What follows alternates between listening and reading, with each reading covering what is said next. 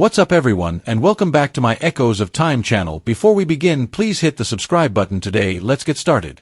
Sad facts about Mary Todd Lincoln, the most sad First Lady in American history.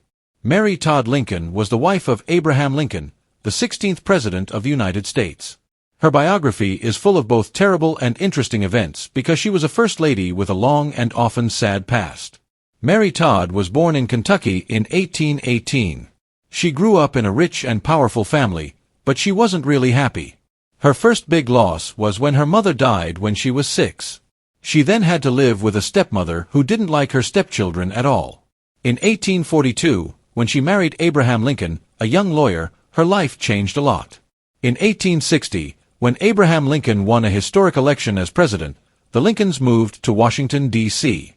However, living in Washington was challenging, and Mary Todd Lincoln regularly experienced troubles as First Lady due of the Civil War and the early loss of her children. Mary Todd Lincoln's reputation in the hostile capital of the United States was also hurt by her siblings, several of whom were known to be Confederates. The assassination of her husband at Ford's Theater in 1865 changed her life again. What did Mary Todd do after Abraham was killed? Even after she lost her husband, bad things kept happening to her. Mary Todd Lincoln trivia says that people made fun of her and may have misunderstood her while she was alive and in the historical record. She was clutching her husband's hand when he was shot. Mary Todd Lincoln was holding her husband's hand when he was shot, not just sitting next to him. The Lincolns were in a box at Ford's Theater on April 14, 1865, with Henry Rathbone and his fiancée, Clara Harris. Mary Todd asked Abraham, "What will Miss Harris think of me holding on to you so tightly?" People say she was clutching her husband's hand. Her spouse said, "She won't think anything of it." She kept holding on to his hand even after John Wilkes Booth shot her husband in the back of the skull. People thought she had gone crazy after her spouse died. Mary Todd Lincoln was heartbroken when her husband died in April 1865. She was already suffering the deaths of 2 of her children. Her behavior became more chaotic and neurotic, especially after her youngest son, Tad, died too soon in 1871. She was in despair because she was afraid of being poor and thought that assassins were always on the prowl. She also got migraines and couldn't stop shopping. 3 of her 4 sons died before she did. Mary Todd Lincoln buried 3 of her sons while she was married to Abraham Lincoln, even though she had 4 sons. Tad died when he was 18 years old, and Eddie and Willie both died as youngsters. Eddie died when he was 4 years old and Willie died when he was 11. Robert, her last living son, was the only one who lived to adulthood and outlived his parents. Her son put her in an asylum. After her husband was killed in April 1865, Mary Todd's depression and anger got deeper. Robert, her sole living son, took her to an asylum outside of Chicago in 1875 because things were so bad.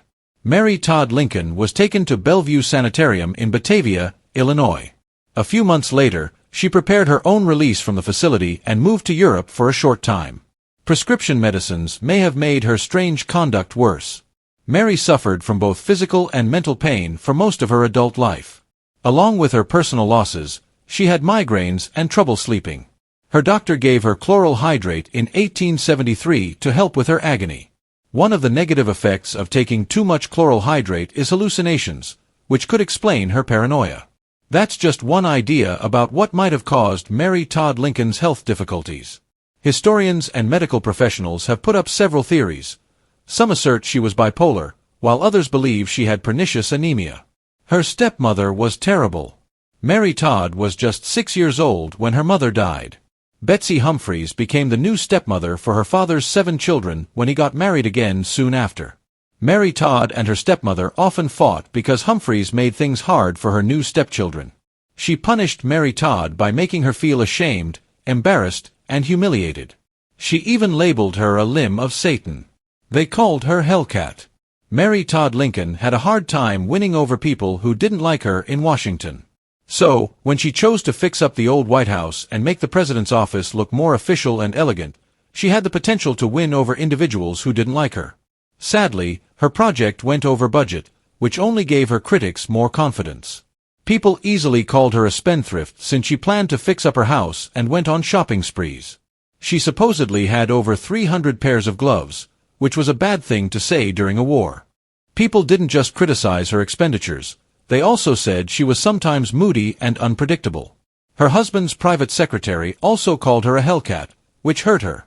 A lot of her brothers fought for the Confederacy. During the Civil War, Kentucky was split in two. Even though the South wasn't officially part of the Confederacy, a lot of individuals joined the military for it. The Todds, one of the most famous families in Kentucky, were just as divided as their state. Some of her brothers were Confederate officers, and the First Lady had intimate relations who were fighting against her husband's government. During the war, Emily's younger sister came to the White House even though she was married to a Confederate officer. Her family owned slaves. Robert Todd, Mary Todd's father, was one of the most prominent men in Kentucky. He also had slaves help him run his large Lexington home, just like a lot of other famous individuals in the state. So, the future spouse of the so-called Great Emancipator had slaves serve on her throughout her upbringing. But as an adult, she would believe in ending slavery. After her spouse died, she wore black for the rest of her life. Mary Todd Lincoln fell into mourning after her husband was killed, which was what people did back then. She elected to wear black for the rest of her life instead of just the 2 years that the mourning ceremony called for since she was so sad. Mary Todd took the bold and money-driven choice to put all of her colorful clothes that she could no longer wear up for sale. The choice caused a lot of uproar and further criticism in a group of people who previously didn't support her much. Congress did not provide her a widow's pension. Abraham Lincoln's widow lost a lot of money and her mind after he was killed in 1865. Mary Todd's finances got worse after her husband died since Lincoln didn't leave a will. She asked Congress for the pension she thought she was entitled to as the widow of the commander-in-chief. Congress didn't approve her proposal until 1870, after a lot of thought and by a very small margin. She was an outsider in Washington. Mary Todd Lincoln, the First Lady of a country that was at war with itself, didn't seem to be able to do anything right. Many people in the North thought of her as an outsider because she was from Kentucky. Some even jokingly said she might be a Confederate spy. Even though she went to finishing school and came from a wealthy family, people in Washington, D.C. thought she was unpolished since she was a Kentuckian living in central Illinois. Her first boyfriend was her husband's political enemy. Mary Todd became a well-known member of the community every time she went to Springfield, Illinois, to see her sister. She was bright, humorous, and full of life, so people noticed her wherever she went. Mary Todd had a lot of men who wanted to marry her, but Abraham Lincoln, a tall, thin lawyer, would win her over. Stephen A. Douglas, the man who beat Lincoln for the Senate in 1858, tried to win Mary Todd's heart in Springfield. The press didn't pay attention to the excellent things she did. People in Washington were mostly interested in Mary Todd Lincoln's spending habits and emotional stability, but not much was known about her other jobs. As an anti-slavery campaigner, she tried to set up a fund to help runaway slaves. She even made it a point to visit Union soldiers who were recovering in hospitals in Washington. She often wrote letters to the soldiers or read them and brought them gifts. Mary Todd Lincoln, on the other hand, wouldn't let reporters go with her on these visits because she thought they were private. Because of this, Washington society and the Union as a whole didn't know much about her charitable work. She was obsessed with spiritualism. Mary Todd Lincoln had a hard time as an adult. She buried her spouse and 3 of her children before she turned 54. So, it's not strange that she, like a lot of other Americans, tried spiritualism to make sense of the damage the Civil War was doing. After her 11-year-old son Willie died in 1862, she grew more interested in spiritualism.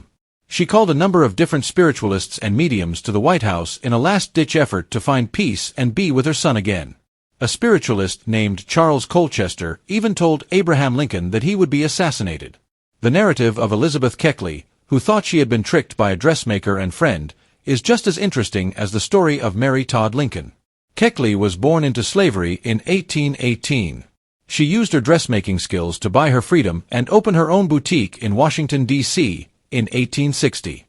Mary Todd was so impressed by Keckley's clothes that she asked her to be her personal dressmaker. Despite the First Lady's growing loneliness and suffering, Keckley quickly became her friend, confidant, and counselor. In 1868, the former First Lady thought that Keckley had betrayed their friendship when she wrote and published her memoirs about living and working in the White House. She wanted to be more than just a hostess. When Mary Todd Lincoln got to Washington as the president's wife, the role of First Lady was not very clear. Mary Todd Lincoln was the first presidential spouse to be called First Lady, but she had one thing in common with the others. She didn't want to be a hostess. She had a big impact on her husband's career, and when he won the election in 1860, he happily shouted, "Mary, Mary, we are elected!" She even went with her husband to troop reviews, tours of army camps, and trips to the hospital.